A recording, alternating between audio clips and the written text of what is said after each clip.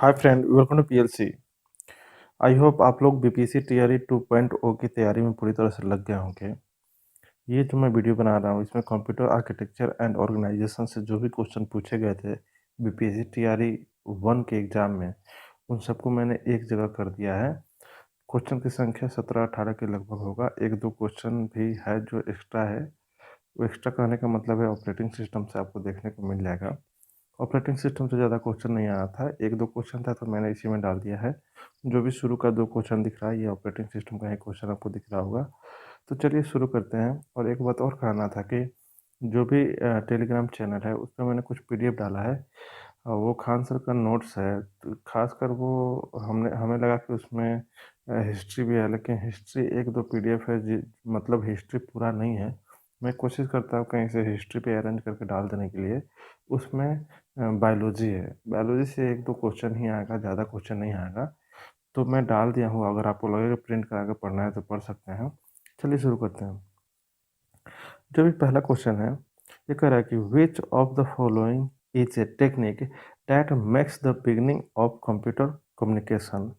इसका सही आंसर हो जाएगा टाइम शेयरिंग। दूसरा जो क्वेश्चन है कह रहा है कि dash is used to shift processes so they are continuous, so they are contiguous and all free memory is in one block। जितने भी फ्री मेमोरी होते हैं उनको एक ब्लॉक में शिफ्ट करने का तरीका ही क्या कहलाता है? कॉम्पैक्शन। ये दोनों ऑपरेटिंग सिस्टम का था। अब यहाँ से कंप्यूटर आर्किटेक्चर का क्वेश्चन शुरू हो रहा है।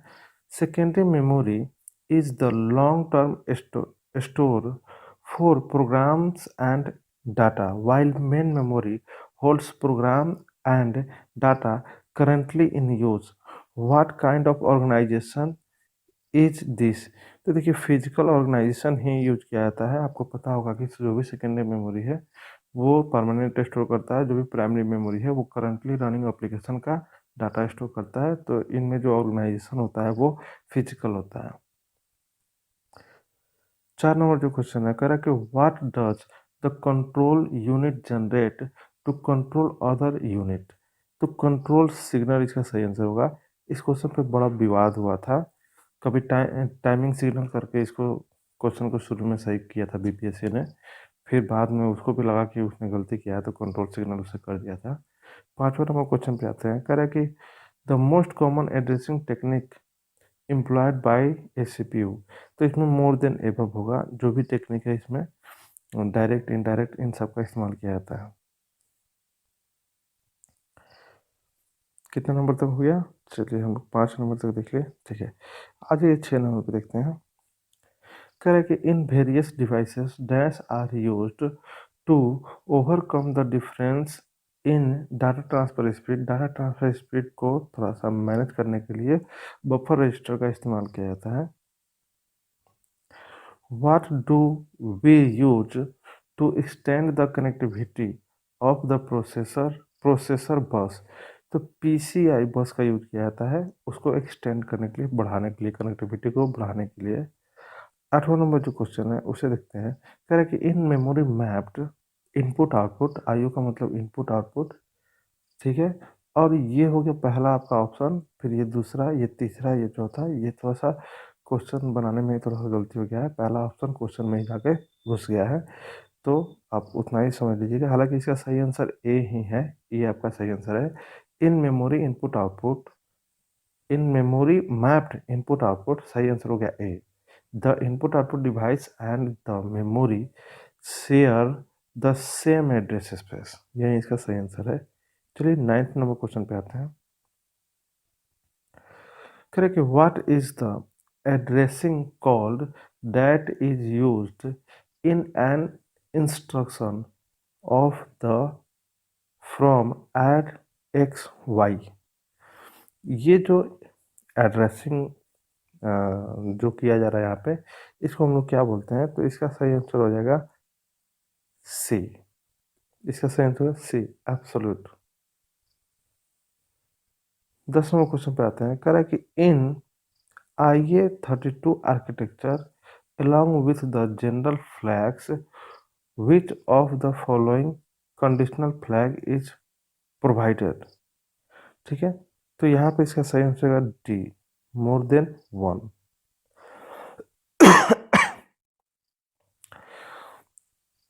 11 नंबर क्वेश्चन को देखते हैं।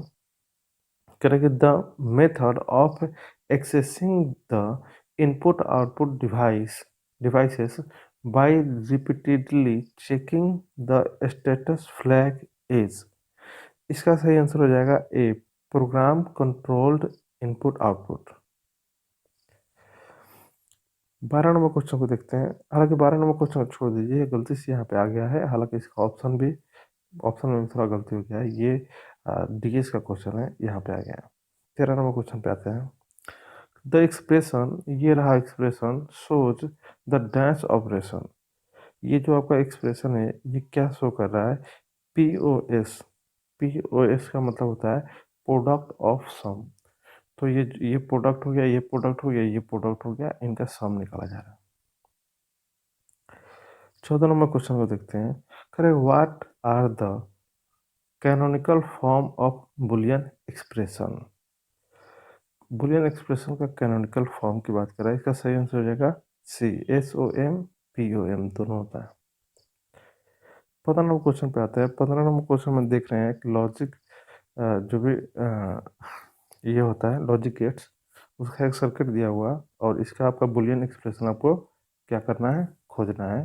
तो बुलियन एक्सप्रेशन से लॉजिक डायग्राम बनाना, और जो भी लॉजिक गेट का डायग्राम है उससे बुलियन एक्सप्रेशन लिखना, इसका थोड़ा सा प्रैक्टिस कर लीजिएगा, क्योंकि इस तरह से क्वेश्चन देखने को मिला था। ठीक है, तो इसका सही आंसर हो जाएगा ए। अब ए कैसे हो जाएगा, आप लोग थोड़ा सा इसको करके देख लीजिएगा।